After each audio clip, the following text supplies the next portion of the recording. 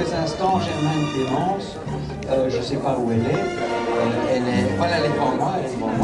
Eh bien, elle était là en 1962 quand je suis arrivé à Jette avec la jeune garde socialiste où on se réunissait dans le grenier. Et dans le fond, ce qui se passe aujourd'hui, le fait qu'il n'y a pas... Ça, c'est un effet Larsen. Comme il n'y a pas de chauffage ici, ben là-bas non plus, il n'y avait pas de chauffage. Et donc, parmi les jeunes gardes socialistes, on se réunissait en haut de Jansus. Il n'y avait pas de chauffage.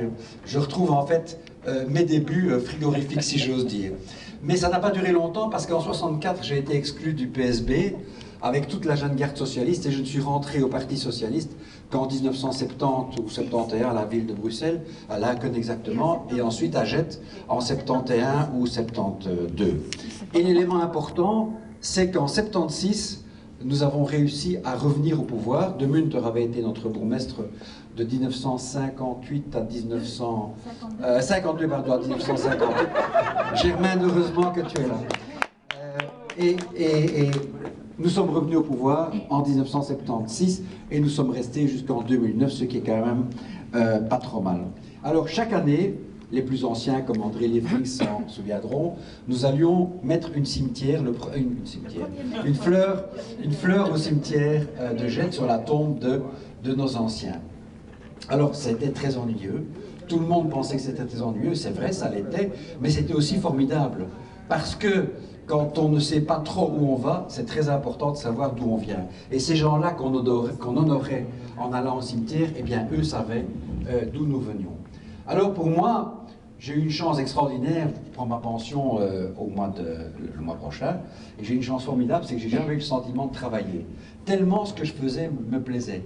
Et donc, se lever le matin et aller travailler avec plaisir, c'est extraordinaire parce que rien ne vous semble pénible, rien ne vous semble difficile. Et donc, j'ai fait une carrière de fonctionnaire que vous connaissez tous, et puis sont arrivés ce que... Ça va, Sébastien? Ce qu'on a appelé les épreuves. Alors, les épreuves, pour moi, c'était quelque chose de fantastique parce que subitement, il y a des gens que j'avais beaucoup admirés qui subitement devenaient des dénonciateurs, des gens épouvantables. Et donc, pour moi, il s'est produit à ce moment-là une chose importante au niveau de l'inversion des valeurs.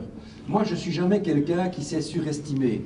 Bien au contraire, j'entends que la nouvelle chef de cabinet du ministre Madran a fait un grand discours sur le social, etc. Qu'est-ce que je dois faire? Je dois rapprocher le micro. Ok, d'accord. Je n'ai pas l'habitude de parler dans le micro. Et elle a fait un très beau discours et je pense que c'est quelqu'un qui se surestime. Moi, je ne me suis jamais surestimé. Et donc, subitement, mon échelle de valeur a changé. Il y a des gens que je trouvais formidables et tout d'un coup, je les retrouvais comme des espèces de pantins dont on a coupé le fil, ou comme des lapins dans les phares d'une voiture, sans aucune force, sans aucun dynamisme face à l'épreuve qui nous attendait. Alors c'est vrai que moi je suis quelqu'un qui s'est trompé d'histoire d'amour, parce que je pensais que tout le monde partageait une forme d'illusion lyrique que j'avais du socialisme et du militantisme de façon générale. Et puis, je me trouvais confronté tout d'un coup à des gens qui avaient des mentalités de chefs de bureau et qui craignaient pour leur prochaine promotion. Ça, c'était pas du tout... Tu n'es pas chef de bureau, donc tu ne dois pas te sentir visé. Mais l'important, et c'est pour ça que tu aurais dû être à côté de moi, je voulais que tu sois à côté de moi. Viens à côté de moi. Obéis. Allez, je vais Alors, je veux dire, dans cette épreuve-là, si je n'avais pas eu ma femme, mes filles, il en manque une parce qu'il y en a une qui vit à l'étranger, qui vit à Rome, eh bien, évidemment, les choses se seraient passées beaucoup plus difficilement parce que ce qui compte, et j'y reviendrai dans quelques instants, c'est évidemment le bonheur familial, c'est ce qui compte avant toute chose. Alors, Mireille s'est battue pendant 10 ans, en étant présidente du CPS de Jette, pour que je parvienne à réobtenir ce mandat d'échevin. Et ce qui est fantastique, c'est que les gens pour qui elle s'est battue, eh bien, ils ne l'ont pas oublié et ils l'ont montré au moment des élections communales, parce qu'elle me disait avant de commencer les élections, tout le monde va m'oublier, les gens m'ont oublié après 10 ans, etc. Non, pas du tout. Il y a des gens qui lui téléphonaient, donc elle les avait totalement oubliés, bien entendu, mais eux, et c'est très important, n'avaient pas oublié ce qu'ils avaient fait pour elle. Alors je rentre au collège en 2006, fou de joie évidemment, et puis je tombe là, et je suis immédiatement confronté avec ce que j'appellerais une médiocrité suffisante, une médiocrité glauque. Des gens qui croient qu'ils vont résoudre les problèmes parce qu'ils appellent un groupe de travail une task force. Alors, attendez, une task force, ça c'est un coup terrible. Hein. Là, on résout les problèmes parce que tout d'un coup, un groupe de travail devient une task force. Et ce que je constate, je vais être clair, avec Thijs, je me suis beaucoup engueulé, c'est clair. Mais on s'engueulait, et puis on trouvait une solution, et puis on allait de l'avant. On a été de l'avant comme ça pendant 30 ans. Mais ici, c'était l'injustice, l'inéquité en permanence. Je ne peux pas m'empêcher de rappeler que l'atelier 340, l'ami du bourgmestre, depuis 11 ans, il ne paye pas ses taxes. Mais par exemple, je découvrais qu'une mère de famille seule avec des enfants, parce qu'elle avait 15 € de retard pour le paiement des garderies ou 15 € de retard pour le paiement des repas chauds, eh bien, elle était immédiatement renvoyée devant les tribunaux. C'était vraiment quelque chose d'inacceptable. Alors, certains, évidemment, notamment au Parti socialiste, il y a des gens pour qui la présence au pouvoir est une chose très importante. Je ne leur jette pas la pierre. Je dis, mais tu aurais dû te taire.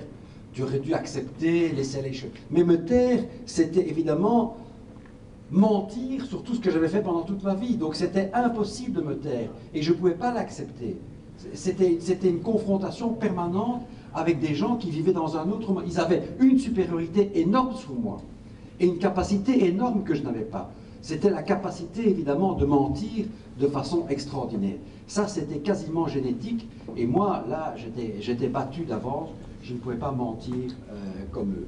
Je dois vous le dire, Clara, elle est ici. Elle a vécu avec moi au collège.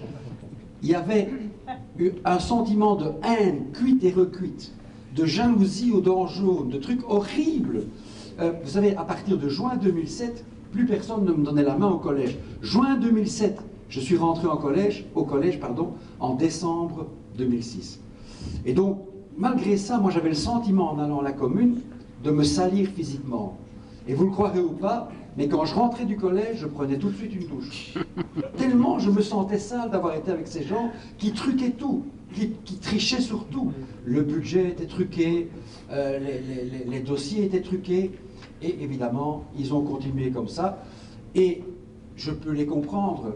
J'ai une attitude intolérable à leur égard parce que pendant 6 ans, j'ai été véritablement le miroir de leur incompétence. Et donc, avoir constamment un type en face d'eux qui leur dit « mais c'est pas comme ça, c'est comme ça, il faudrait essayer de faire autrement, vous êtes injuste, c'est inéquitable », je comprends que ce soit totalement intolérable. Alors, ils ont envisagé tout à mon égard. Et vous savez, vous connaissez tous la chanson de Guy Béard, « Le premier qui dit la vérité, il doit être assassiné ». Et je vous assure, mesdames, messieurs, chers amis, je vous parle ici, les yeux dans les yeux à tous. Je suis certain, et Mireille aussi, que mon assassinat physique a dû être à un moment donné envisagé. C'est clair, tellement c'était grave. On y a pensé, elle et moi, et en marchant dans la rue, je me retournais, non, j'exagère. J'exagère. Non, parce que... Mais sérieusement, ils ont tout envisagé. Ils m'ont diffamé de façon incroyable. Un jour, Lieferings, qui a des oreilles partout, Monique aussi a des oreilles partout, parce que son salon de coiffure, c'était le palais de justice, la cour d'appel, la cour de cassation, tout. Et il me dit, mais Mary, c'est vrai que tu divorces? Je dis non. Et c'est vrai que tu bats ta femme? Je dis non, hein, je t'ai jamais battu. Hein. Et c'est vrai que tu es alcoolique? Je dis non. Et c'est vrai que tu habites rue Haute maintenant, parce que tu habites plus avec ta femme? Non. Mais voilà, eux faisaient courir ce bruit, que je battais ma femme, que j'étais alcoolique, puis ils ont fait courir le bruit que j'étais fou. J'ai une lettre d'un... Ah oui, ouais. tu confirmes que je suis fou, qu'ils ont fait courir le bruit. J'ai une lettre d'un mandataire CDH qui me confirme qu'au cours d'une assemblée générale du CDH, le docteur Leroy faisait tout un exposé sur ma santé mentale. Voilà. Et cette lettre est datée et signée, je l'ai d'ailleurs produite en justice, donc c'était un truc absolument invraisemblable. Donc tout a été envisagé pour essayer de me liquider. Alors c'est vrai que la vérité de l'histoire n'est pas ce qu'était la vérité, c'est ce qu'on en dit. Et aujourd'hui, à Gênes, bien entendu, je crois qu'il faudra attendre et encore attendre, mais que tôt ou tard, la vérité surgira, et une vérité qui évidemment ne sera pas bonne à voir pour Doyen et pour les autres. Alors, une chose aussi où j'ai une chance formidable, c'est qu'avec les épreuves que j'ai subies, que nous avons subies, toute la famille ensemble, eh bien, le fait de perdre un pouvoir aussi minuscule soit-il, c'était un tri formidable, parce que j'ai eu des amis, mais en nombre énorme. Mais beaucoup de ces amis n'étaient évidemment que des connaissances. Et d'avoir la capacité de faire ce tri, c'est quelque chose de fantastique. Alors, quand la campagne électorale s'est arrêtée, le samedi, Mireille et moi, on a eu un extraordinaire sentiment de liberté, parce que j'allais sortir de ce que j'appellerais les égouts communaux pour retourner vers l'oxygène, vers l'air libre d'une situation familiale sereine et apaisée. Maintenant, bien entendu, le résultat des élections n'est pas celui que j'avais espéré. Le PS a fait un magnifique score, puisque nous faisons le meilleur score de l'ensemble de la région bruxelloise, mais évidemment, j'aurais espéré mieux. Le problème est le suivant, c'est de savoir finalement, à travers tout ça, à travers cette longue histoire, qu'est-ce qui reste. Alors, je vais vous dire, et je le dis vraiment en le pensant, en quittant mes fonctions d'échevin, il y a une seule chose qui m'a manqué, une seule. J'ai été échevin de l'instruction publique pendant une vingtaine d'années la première fois, puis cette fois-ci pendant 3 ans. J'allais de temps en temps dans les classes et je regardais le visage des enfants. Et le visage des enfants dans les classes, c'est quelque chose d'extraordinaire, parce que ces visages, ces yeux sont illuminés, ces yeux représentent l'avenir, mais ces yeux aussi nous montrent l'énorme responsabilité que nous avons à l'égard de tous ces enfants qui nous sont confiés. Et le drame aujourd'hui, c'est qu'à mon avis, nous ne remplissons pas nos responsabilités et que nous fabriquons des chômeurs, à Bruxelles en tout cas, et pas des futurs citoyens. Ça me semble extraordinairement grave. Et Myriam est là. Où elle est, Myriam? Elle fait des photos. Voilà, elle fait des photos. Alors, important, très important, qui est cette fête, qu'on honore les enfants qui ont un bulletin, et même ceux qui ont un mauvais bulletin, mais que ça représente quelque chose, que l'enseignement représente quelque chose. Eh bien, quand j'ai quitté, évidemment, en 96, la fête des prix a été supprimée. Aujourd'hui, les fêtes des prix, elles se font comment? Elles se font à la sauvette, dans les écoles. J'allais évidemment aux fêtes des prix dans les écoles. Les parents, ils ont déserté depuis très longtemps. Ils ne sont plus là, les parents. Et le directeur remet les bulletins aux enfants, comme ça, en quelques, je ne vais pas dire en quelques minutes, mais enfin en 1 heure, c'est terminé, emballé, pesé, hop, vous partez. Et il n'y a plus du tout cette espèce de sentiment important que l'école est importante, que cette fête des prix est importante, et que l'enseignement est une chose tout à fait essentielle. Alors vraiment, qu'est-ce qui reste après 36 ans de vie politique à Gette? Alors, à 69 ans, l'avenir, évidemment, n'est plus ce qu'il était. Et ce qui me reste, c'est une chose rare, extrêmement précieuse. J'avais terminé mon premier mandat d'échevin d'instruction, donc c'était dans les années 96-97, et je croise, chaussée de Gette, une jeune femme. Elle vient face à moi, de biais, je l'observe, et je la reconnais. C'était une des élèves des écoles communales, d'origine maghrébine. Je l'avais connue gamine, et je la revois, jeune fille, enfin jeune femme plus exactement. Je lui ai dit que quelques mots, je lui ai dit qu'est-ce que tu fais, etc. Elle travaillait, elle allait se marier, et j'ai lu dans son regard une chose extraordinaire qui est la perspective du bonheur, la perspective de quelque chose de fantastique qui allait se passer. Eh bien, mesdames, messieurs, chers amis, ce qui me reste de tout, c'est ce visage plein d'espoir et plein d'avenir, et c'est à cet espoir que nous devons tous ensemble essayer de redonner vie, ici à Gette et ailleurs. Merci beaucoup. Donc, ce que je reproche un peu au discours de Mairie, puisqu'on peut reprocher toujours quelque chose, c'est que moi, en partant, tout en ne partant pas parce que je resterai affilié au PS jusqu'à ma mort, je viendrai aux réunions de comité quand on a besoin de moi, je viendrai pour discuter dans les réunions pour les grands changements, etc.